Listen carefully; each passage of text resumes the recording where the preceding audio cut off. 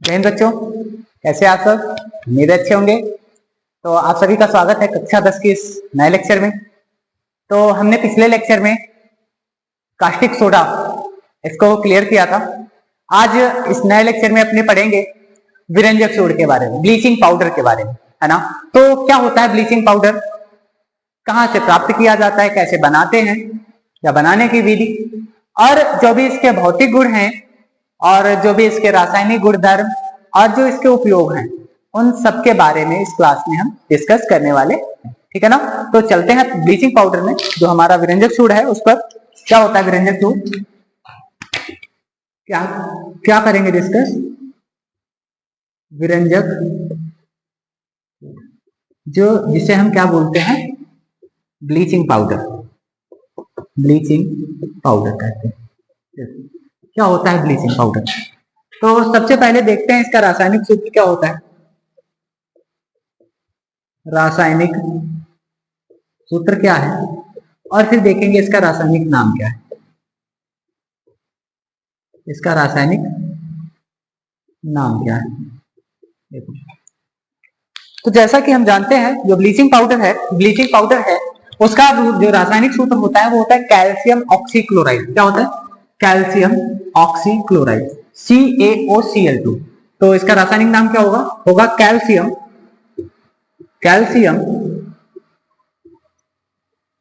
Oxychloride.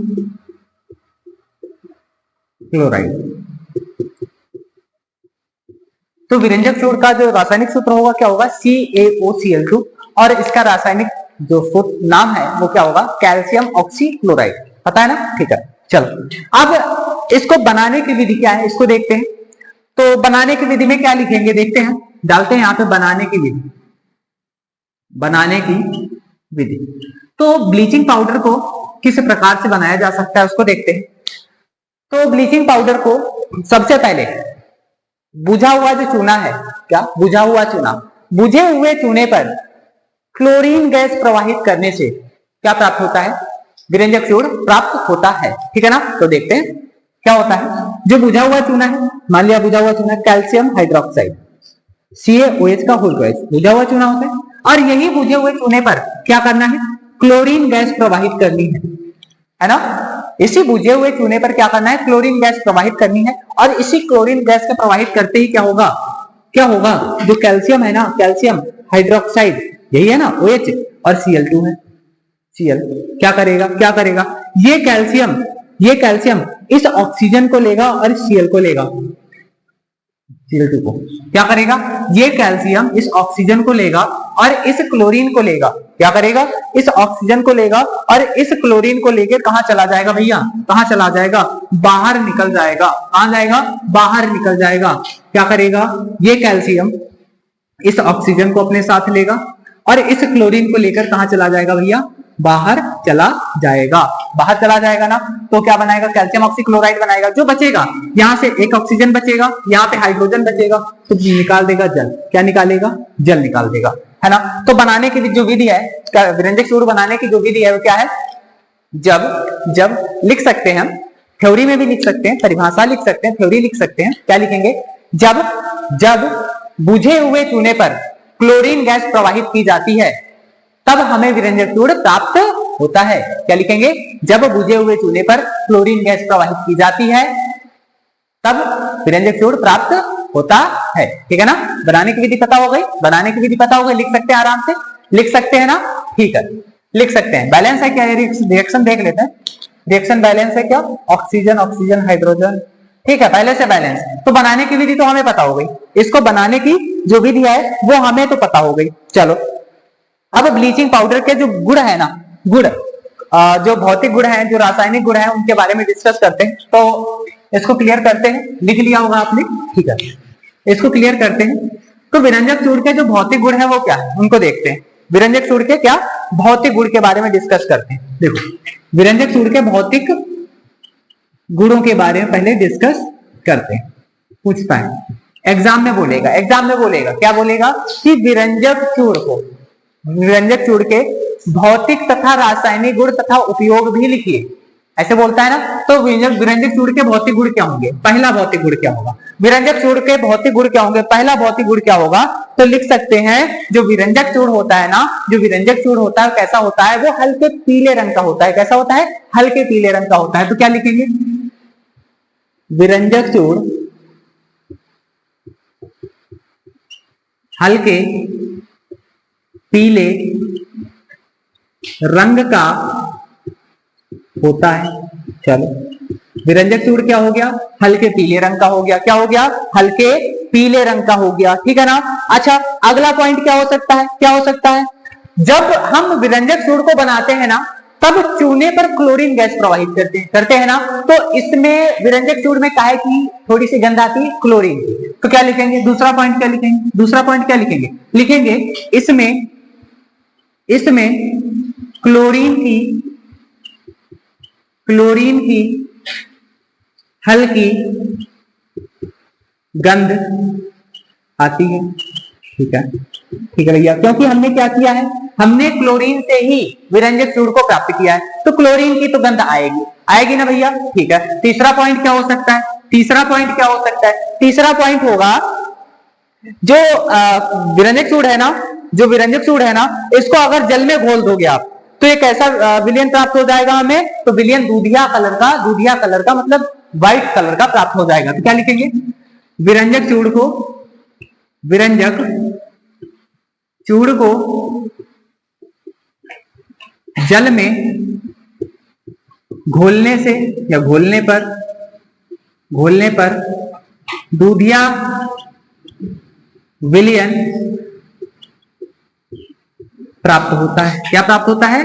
दूधिया विलयन प्राप्त होता है। कैसा विलयन? दूधिया विलयन प्राप्त होता है ना। तो विरंजक चूड़ के भौतिक गुण ये होगा, हमने भी बताया क्या होता है। जो विरंजक चूड़ होता है कैसा? हल्का पीले रंग का होता है। इसमें अलग ही प्रकार की क्लोरीन की गंध आती है। कैसी? क्लोरीन की गंध आती है, क्योंकि ये क्लोरीन से ही बनाया जाता है। क्योंकि बुझे चूने पर क्या होता है? क्लोरीन गैस प्रवाहित की जाती है। और तीसरा पॉइंट क्या? अगर इसको जल में मिलाओगे तो कैसा कलर मिल जाता है? दूधिया कलर, मतलब सफेद व्हाइट कलर मिल जाता है ना। तो इसको नोट कर लो जल्दी भौतिक गुण को नोट कर लो। आते हैं रासायनिक गुण पर। चलो, हो गया ना, नोट कर लिया। ठीक है। अब आते हैं रासायनिक गुण पर। क्या आते हैं? रासायनिक गुण पर आते हैं। क्या होते हैं रासायनिक गुण? देखो रासायनिक गुण क्या होते हैं।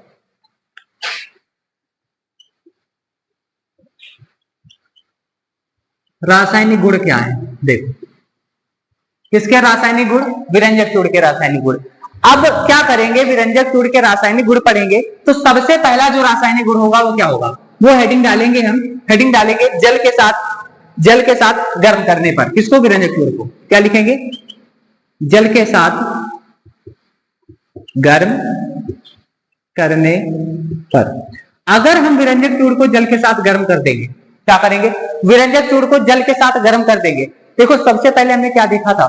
बुझे चूने पर क्लोरीन प्रवाहित कर रहे थे, तो हमें क्या मिल रहा था? विरंजक चूड़ और जल मिल रहा था। बात देखना, समझना भैया। क्या पहले सबसे पहले हमने क्या किया था? बाद वाला देखते हैं। जल के साथ विरंजक चूड़ को पहले गर्म करते हैं। कैल्शियम ऑक्सीक्लोराइड को क्या करते हैं भैया? जल के साथ गर्म करते हैं। जल के साथ क्या करेंगे? गर्म करेंगे। देखो, विरंजक चूड़ को हमने क्या कर लिया? गर्म कर लिया। किसके साथ? जल के साथ। जल के साथ गर्म किया। और अगर जल के साथ गर्म किया, यह अभिक्रिया कैसी होगी? यह अभिक्रिया होगी उत्क्रमणीय। कैसी? उत्क्रमणीय अभिक्रिया होगी। क्यों? क्योंकि हमने स्टार्टिंग में ही बुझे चूने से ही क्या प्राप्त किया था? बुझे चूने से ही क्या प्राप्त किया था? विरंजक चूड़ प्राप्त किया था ना। विरंजक चूड़ प्राप्त किया था ना। तो यह अभिक्रिया उत्क्रमणीय, मतलब विरंजक चूड़ को जब जल के साथ गर्म कर रहे हैं तो हमें क्या मिल रहा है? बुझा हुआ चूना मिल रहा है, क्लोरीन मुक्त हो रही ना। और जब हम बुझे चूने पर क्लोरीन प्रवाहित कर रहे थे तो हमें क्या मिल रहा था? विरंजक चूड़ और जल प्राप्त हो रहा था। तो यदि हम जल के साथ इसे गर्म करेंगे, जल के साथ विरंजक चूड़ को गर्म करेंगे ना, तो क्या मिलेगा हमें? तो प्राप्त होगा बुझा हुआ चूना, कैल्शियम हाइड्रोक्साइड प्राप्त होगा ना। ठीक है, जल्दी से नोट करो। अब दूसरा देखते हैं, जल्दी से नोट करो।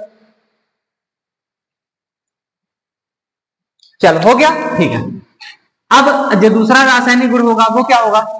दूसरा रासायनिक गुण क्या होगा? देखो, दूसरा रासायनिक गुण जो है, दूसरा रासायनिक गुण है वो लिखेंगे यदि हम ऊष्मा का प्रभाव मतलब विरंजक चूड़ को ऊष्मा दें, क्या करें, विरंजक चूड़ को ऊष्मा दें।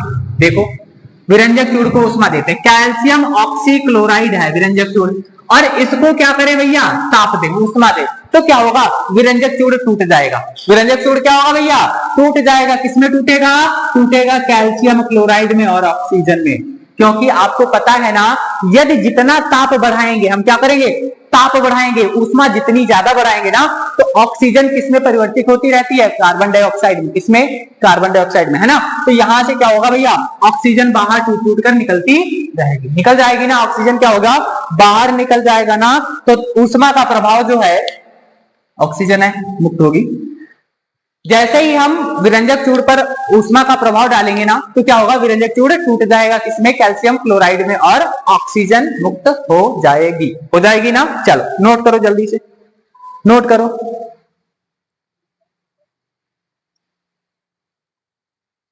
चलो अब देखते हैं, किसी अम्ल के साथ अगर अभिक्रिया करा दें विरंजक चूड़ की, तो क्या होगा।